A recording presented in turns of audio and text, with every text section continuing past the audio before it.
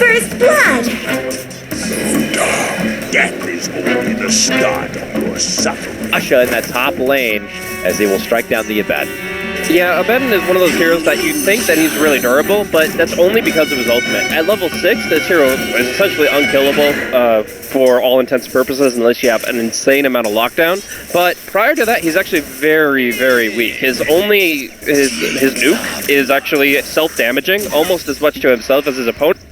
And then the fact is, he only has 1 armor. He got nerfed. I think he had 3 armor, and he was picked up every game. And then they're like, nope, just too much. Increase the damage on miscoil to yourself and reduce your armor. And now this hero is actually one of the squishiest in the game. Definitely on his team. Whenever you have an Abaddon on his team, always focus him, not his allies, because he can make his allies tankier. He can remove their stuns, he can heal them, but he can't do that for himself. So I'll have to just kind of settle for what it is. Doesn't have an Iron Talon or anything like to work. Crystal will just kind of go to the camp and find his farm there for now. We'll touch base with the mid lane. And once Mirana at 11-2 CES to match up against Thugs 10-3. So they're matching up pretty neck and neck with Mirana getting the slight XP advantage. Maybe next time is kind of walking around, scoping things out. Thought he might have been able to make a stack, but looks like he'll just kind of head back towards Skylark's side. His Fat Rider's currently 7-2 at level 3. Has to watch out for Solo. Trying to sprint in for the crush. Will get it, but just a casual bit of harassment to try to keep away from Ramses. So it's pretty interesting how the gets to play bottom and enable Skylark. I think that Skylark's actually going to be a very important hero to get farm on, because that's about the distance you need to create with the playing lasso. You want to be able to avoid the Abaddon Aponic Shield. You have to pull the target away. That means not only do you need to blink, but you probably need drums and force as well, just to really make sure that you can build distance between your target and the Abaddon. So in this mindset, I think Skylark's farm is very important, and he's going to be a hero that needs to come online in a big way. So MNT pretty much babysitting him down bottom and trying to make it so that the creep equilibrium stays in his favor, and that in general they're going to be able to accomplish something on bottom. Lil venturing out into at Finem territory here. Looks like he's trying to see if he can spot out either the Bat Rider of that pesky roaming around Earthshaker. It's curious to see when Lil is going to be able to go on the prowl a bit, but now at level 3, we'll see if he can find any sort of setup here. They planted a nice deep ward as well in the bottom lane, so they're definitely looking for any sort of approach they can make onto MNT and Skylark. We haven't really talked about the mid lane too much, so just keeping tabs on that here. We do see that Thug is 21-7 on the puck, overriding No 1 17-2, despite having the Drought Aura. Without the Drought Aura, that CS does surprise me. The puck should definitely win it, but with the Drought Aura, I'd actually see it almost favoring the Mirana. Just the plus 12 damage actually adds up quite a bit, but for sure. At least for now, we're just seeing a pretty even CS score with a little bit more deny favorability for Thug. All right, they get a stun for Solo here after a couple of stacks, but nothing to trap him in. And now Ramsey just kind of scoots on in with the Ice Arrow. Lil steps in with the Swarm, and Skylark's in trouble. Tries to go for a deny, but not going to get it. Yeah, that's the big thing is bugs will keep vision on you, so getting the Swarm on allows Drow to just keep laying those arrows in. Level 3 arrows, probably soon to be level 4. Actually not maxing the Precision Aura for now. Actually prioritizing the Frost arrows, because if you could just add any control to your lineup, again, that's what they're lacking, is they can get crushes, but that's about it. If you can add in like level 4 Frost arrows, the damage will come from like Weaver or whoever. You're always going to have the damage used to be able to keep your target in range. That's why it makes it feel more like Virtus.pro or welcoming any sort of encounter. I mean, normally you see Drows into like a heavy kind of farming situation or more on the objective path. They will put just like 1 level into the Frost, or maybe none at all. They used to, just to know that we're hitting structures more often than heroes. So what's really the point? But now you have so much slow potential now. You can see it work into play there. But so free lane for Madara is the interesting point now, as the Abaddon realizes that he just cannot contest that lane, goes for the Iron Talon, focuses on his jungle. This leaves Slark to literally just do whatever the heck he wants. He wants to push the tier 1 tower, he probably gets it for free. And if he wants to farm, just static farm and get his Shadow Blade in insane timing, that's going to work too, because the Abaddon and the Weaver are not heading up there anytime soon. I thought that would be a dual lane. Seems I thought the And I feel like the reasoning behind that is that if the Weaver's up there with the Abaddon, then the Earthshaker is going to be there too. So you're just going to be at a numbers disadvantage no matter what. In that case, it would be 2v3. And MNT has shown what it can do to disrupt aggressive stances from the opposition. So I think that mentality works for VP, but at the same time, puts them in a rough spot where they have this Iron Talon Abaddon who will get his level 6 and will be able to contribute, but not in the same way. And the Slark will be something that is to be compared. Yeah, the timing is not going to be there for Virtus.pro, and we already talked about how delicate their early laning phase is going to be with the lineup they situated for themselves. Bottom lane looks like they might make a go for solo. He gets off a nice little crush though and avoids any further engagement. This time they would have not had Lil by their side, as they noticed the Weaver did take a trip to the top lane now and is looking for a lion pickup potentially. Has moved in, gets the swarm. Oh, man, he's got it, yeah. So good with the precision ore. Will lead to the kill. Will he lose his own life for it though? Madara gets the pounce, but as the Sukuchi comes out, he will be able to make it back in a way. Yep, and that's the key of the levels, is getting the shoulder cooldown of Sukuchi so you can go in and out as you will. He had the Aphotic Shield on him from the beginning, so he was able to do it. Is he going to get the Courier 2? Geminate attack, gets the double hit. It's not enough. 18 HP remained. If the Drow had a little bit more in her aura, it might have been a kill. Takes the deny, and we'll have the express trip back home to celebrate about it. So good first stride by them, almost rewards him with extra courier takedown. And that Finem be a little shaken up by that, but we'll see what kind of movements they look to make here moving forward, because they have the Thug Dream Coil ready to go, Blaze. And there they go, heading what looked like towards the bottom lane. Maybe not looking to go the obvious route, but okay, they will go for it. There is an Obs Ward. And this is the advantage that Advenum's draft has right now, is, yeah, VP have tempo, they can fight at any moment, but when cooldowns are up, Advenum still have the better heroes, I think. Like, obviously, getting things like Dream Coil and Lasso out into fight are game changers. So if Thug has that available and is able to make the rotations when he needs to, it's definitely going to come down to how VP weathered the storm when the cooldowns are there. Little spotted Spartan again. He's actually still dead. Yeah, ditches out everything. No, with Thug there, never mind. With the double attack with the Gemini does more than enough damage. This time Thug will be able to get some redemption, but again, the power of the Drow. Yeah, no uphill miss and just going in. That Drow Weaver is actually just disgusting. There's so much damage coming in, and there's no Crimson Guard carrier on Advenum either. No mech carrier, no Crimson Guard carrier, so we're just going to see people pop. Like, the right-click damage is going to be absolutely insane. I almost feel like it's like a top priority to try to kill the Drow, because then you can take the aura out of the picture, but you're trying to do that through a Slardar and through an Abaddon who are going to protect her with their lives. It's just, it's tough. You got a whole like lineup of bodyguards, and it doesn't seem to be favoring them. Actually, solo, they've got the big smoke, they've got some napalm stacked up, that should be a kill.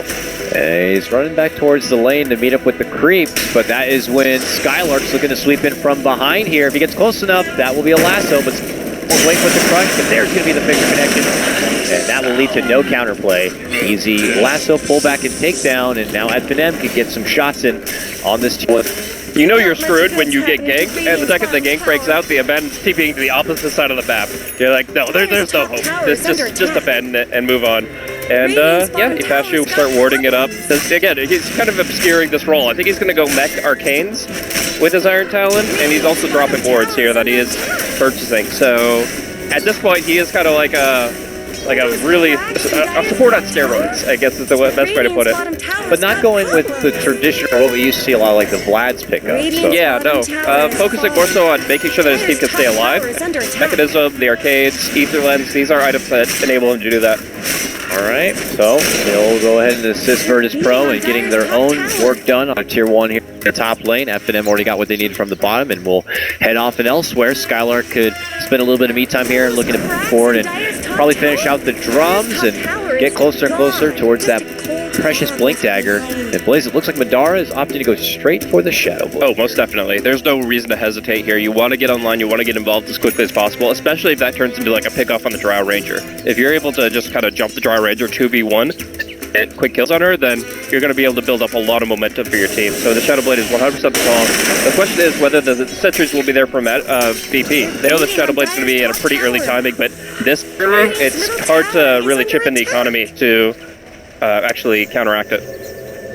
Looks like we're going to have a smoke here from Finem. They get all 5 hands on deck, and they begin to migrate up northern as they already see the approach from no one, who has been pretty much doing his own game here. I mean, 0-0-0, inching towards an Axe. They would love to stop her in her tracks, but as they make their approach, it's witnessed, and there's going to be the Moonlight Shadow arrow to fly. Not going to get connection on anyone from Finem's side, but there's going to be the Flame Break buff back, but without any sort of detection, they can't find their lasso target, and it looks like Virtus.pro will be able to weasel away from any sort of trouble. That's a big waste of time for Finem. Going for a 5-man smoke rotation like that, getting absolutely nothing out of it is really unfortunate. At least they are able to get this ward in the central jungle, and that gives them kind of a safe space to work with, but this second smoke is actually really important. Did they see it? The arrow coming through, most likely. Yeah, I got connection on the right as he disappeared, and Virtus.pro will be able to stump back-to-back smokes potentially here from Finem. Huge grab for them, so they'll make the most out of the situation. Spartan heads right towards the Ancient camp and does get a nice little obs ward to the high ground. And they'll just have to pull off and just get back to the grindstone a bit. So I don't know if this means they need to just truck on forward, try to get Thug like a Blink Dagger going for himself, but I don't know. Did they miss just a huge window there and have to get back to the drawing board? Because it looks like Virtus.pro are looking to make their own moves soon. I mean, they just burned all their smokes, right? Like, they only have, maybe one left available. Actually, it doesn't look like that. So, no, maybe next time sleeping at the wheel a bit. Solo just casually runs right up to him, up into the high ground with the crush. But from behind, Spartan with the stun finger combo, still not enough to get the finish up Solo, but with a right click, they won't be able to get it done. Now no one's stepping on in. Madar looking to square up, gets with the pounce, and the finish. Double kill for the Madar Slark on this one. Lil in the mid. Sakuchi and company with Pasha. Meanwhile, there's going to be the lasso pullback. Skylar brings Rankings in close under the door and towards his partner in crime, Madara. Allows Madara to get into the fix. And the orb will get great play from Thug. Very nicely done from Finem. Thug in particular was able to get the silence on Abba right when he was casting the Mistcoil. In Mistcoil's Drow, they keep everybody healthy, they turn it around, they kill off the Slark, and the fight is lost. That one power from Thug comes back with the orb out. Beautiful plays, and they follow it up with another kill. And they're not done yet. They need to get Lil. They stun him under the tower, but it looks like they will eventually be pulling off. But my goodness, talk about all the people who are rewarded from it, Blaze. Here, Madara gets a double kill in that mix. Thug gets a double kill in that mix. He got a Blink Dagger now. It looks like he just got that Veil. Oh boy, Madara had just picked up that Shadow Blade, and he's on the way towards an Echo Saber. This is scary for Virtus.pro. They're the team that had a hotter start, but now they're just, it's all taken away. Yeah, with those smokes, it was very clear that Finem wanted to use their cooldowns. They were hungry to make the most of the time that they had, get those best spells out, get a couple kills with them, and get them reset before VP are really ready to start the big push. Because if you just let the tempo draft build itself up until it's ready to deathball, then you're in trouble, because even then it might be too late.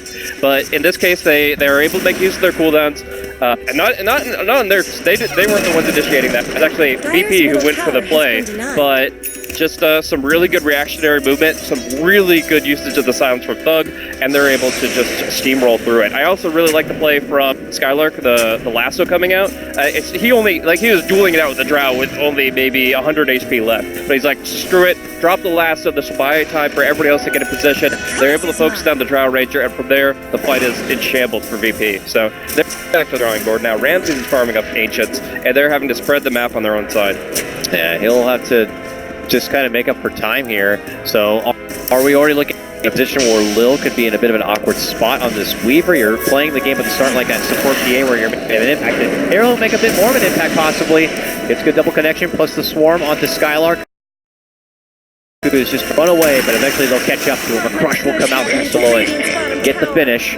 But that certainly helps the case for Lil quite a bit. Much like the synergy between the Slaughter and the PA, and able to amp damage the daggers, so they just keep pouring them out. The amp damage with the Swarm and the Geminate, you're able to just do all this crazy physical damage. You're going to have an insane stack of negative armor. At minimum, just between Medallion and amp damage, you're already looking at 17 negative armor. So adding that up very quickly with the Swarm. Oh, Thug! No!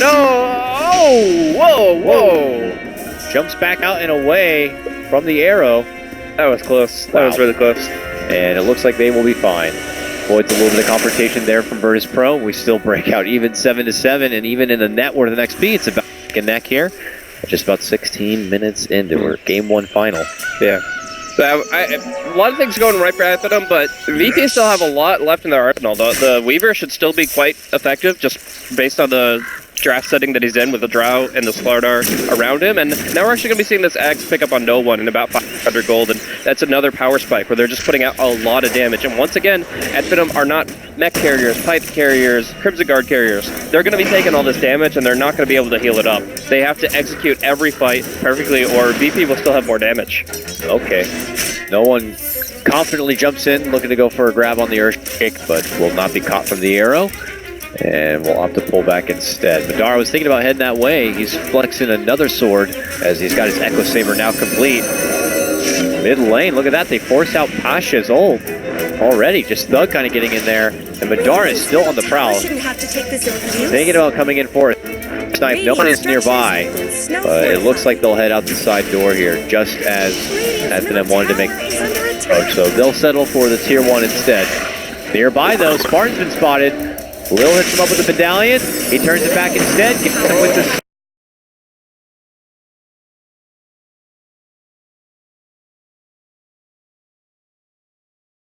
Spartan stuck with the swarm, trying to get rid of it, but ends up back with solo. Should eat one more shot going down, but he gets off the stun. Walks back and away, eventually Miscoil will take him apart. Good counterplay.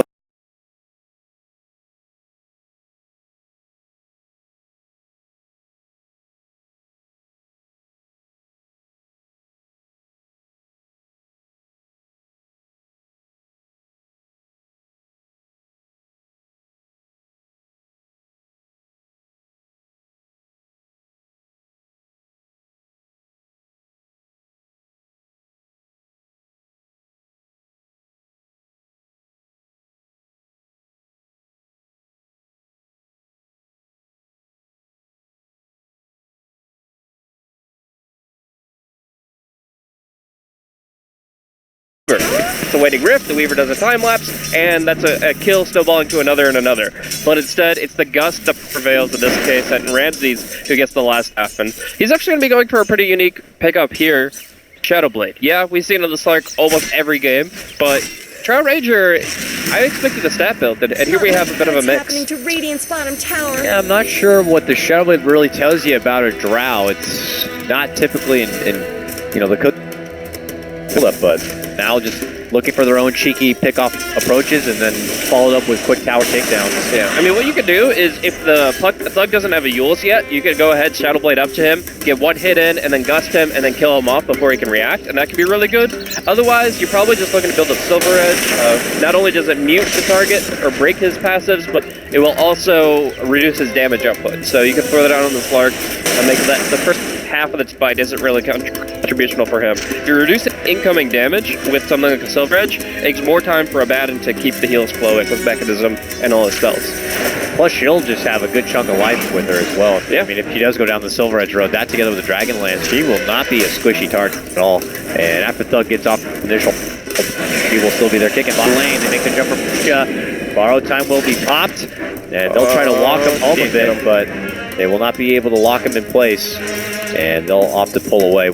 He starts making good distance, so.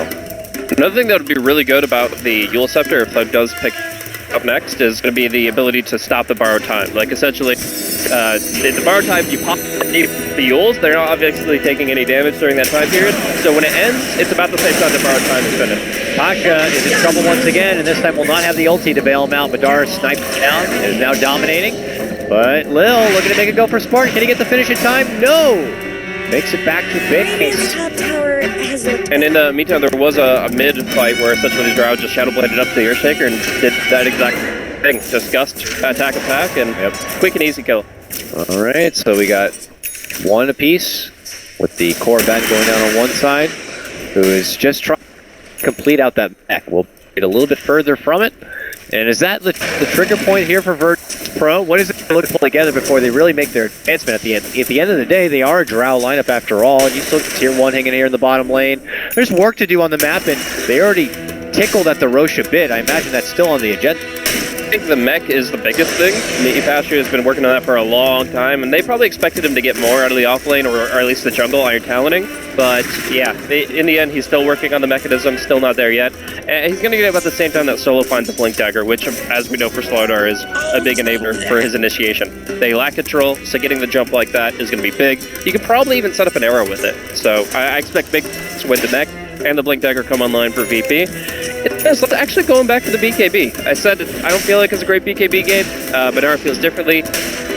Like, easily top 5 Clarks in the world. So I'll hand it to him. If he wants a BKB, the man gets a BKB.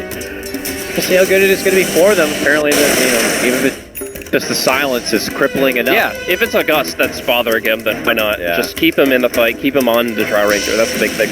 Here comes Virtus.pro, smoked up, heading right towards that Roche pit, but the smoke is popped, and on the high ground, it's the Lion who's able to spot it out, and he makes a nice, quick, cute little TP as Spartan towards the tier 1. They know that Virtus.pro want the Roche, so they get at attendance and ready to contest. Very awkward for Virtus.pro. They were hoping to move in there and get the job done fast, but it looks like it will be bumped. And here's this coming out being scouted, and Madara's leading the charge with a 10-second BKB. This could be tremendous for Finem. They're lingering behind, trying to finish out camp. They might want Lady Drow, but they're going to be settling. Oh, they can't even Finger, fast, furious.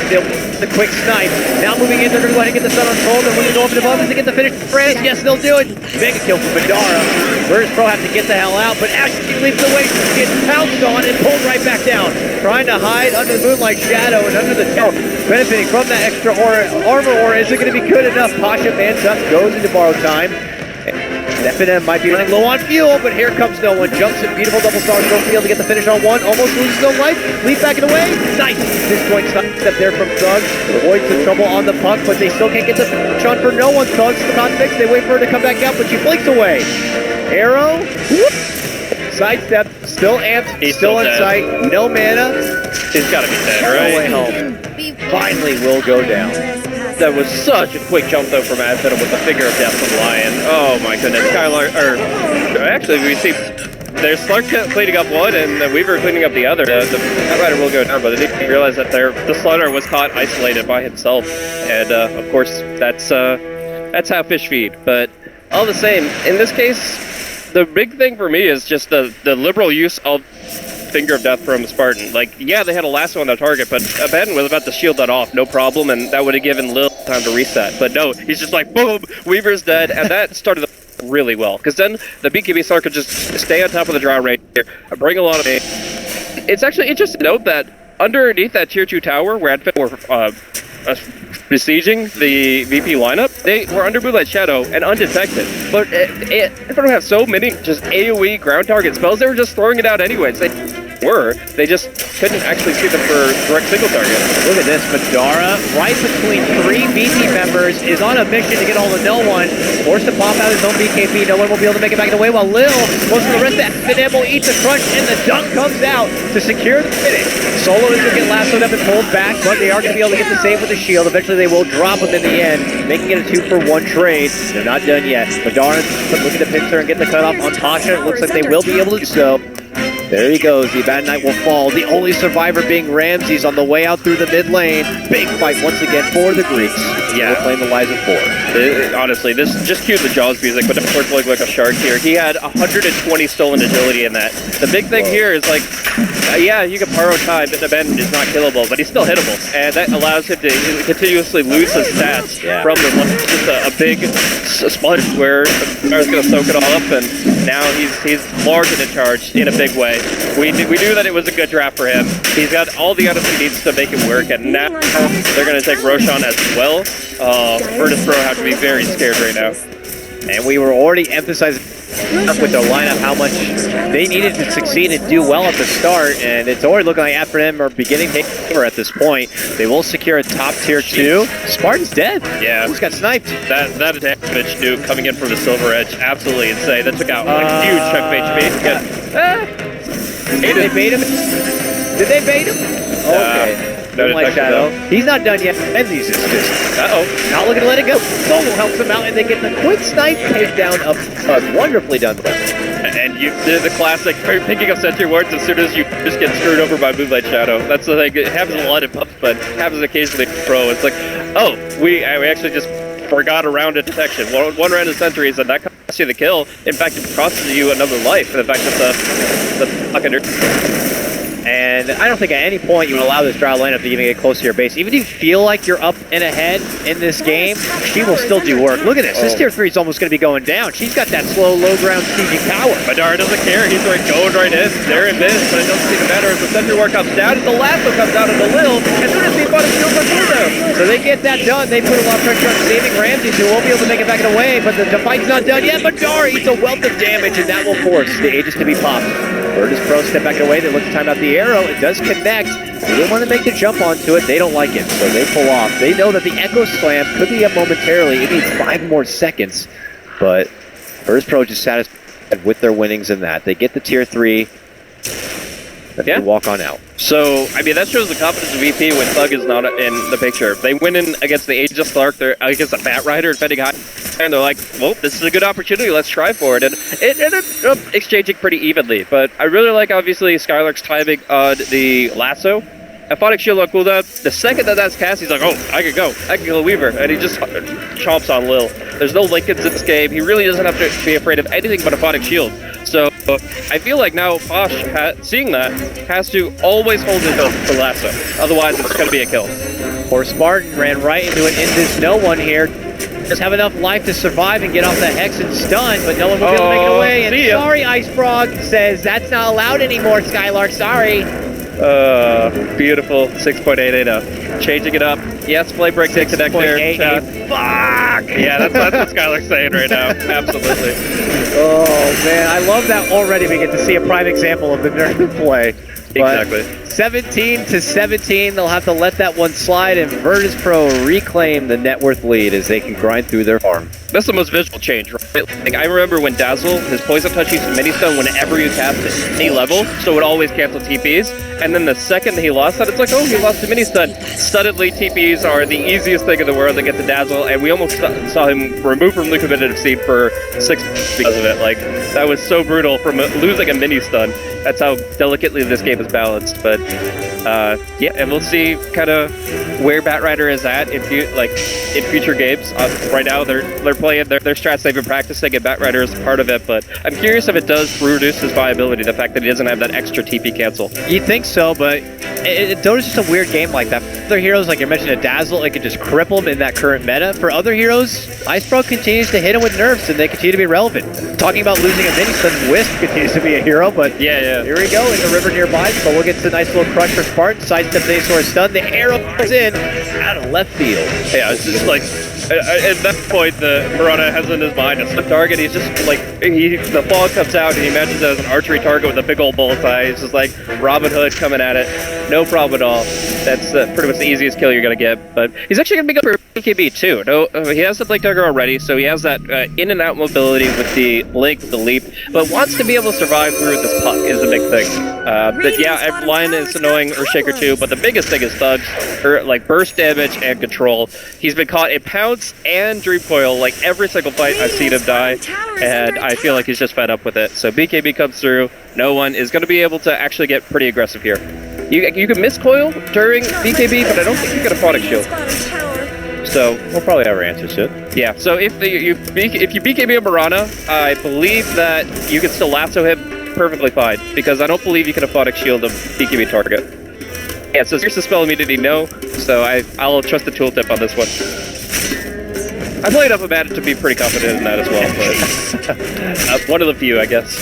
He's actually getting pretty close to getting those Greaves now complete, and that will certainly help to kind of sustain power here from Virtus.pro. And as you mentioned already, BKB now coming in order for no one will help prevent, because when you look at Advenim's lineup, you can't really fault him for it. I mean, the huge amount of control they provide for their team is simply ridiculous. Looking to prevent a lot of the extra CC. Here comes Virtus.pro inching towards this bottom lane, where we already have Spartan setting up shop here for Oh, gem, true sight on the slaughter. This is big. Whoever holds the gem holds the game in their hands, I would say. Both do. And they both saw each other and just walked away. Yeah, that's really a big deal. Whoever loses this gem is going to be in a really bad spot, because obviously the Silver Edge Slark, he's going to be on the prowl constantly, and we have the Weaver at Chikuchi, the Drow Ranger and her Silver Edge, or the Moonlight Shadow for the entire team. No way. Arrow, not going to catch, but they know Spartan's in there, so they smoke him out, and they quickly bring him down. Alaska Snag will pull back solo. The dog goes into the mix, looking to get the grab for Pasha here, but that Moonlight Shadow, they hide under the darkness and move back it away. Now Madara eating all the shots here. Needs to try to make it out, goes to the Shadow Dance, puts his focus on for no one. While Douglas come out back in behind. As Finem just on full retreat mode, it looks like. As they pull up and out, digging inside the trees, nobody's in there. Well, Thug was. He's able to orb phase jump through, and still the heal is available. So they have a lot of tools at their disposal to go right back in. And Benara gets the flank on Ramsey.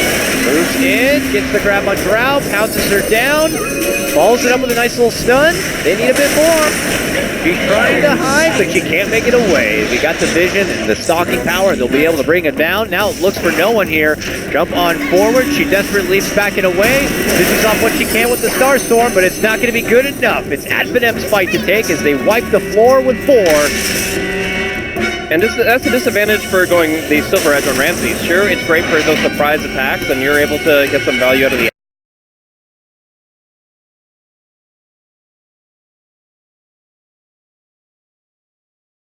or anyone on VP. Drow, just pick up the BKBs on the side, and it didn't even work out too well for him in that fight. So they're reaching. They'll go in, they'll scout out Roche. Unfortunately for them, though, you got about another minute and a half before it's even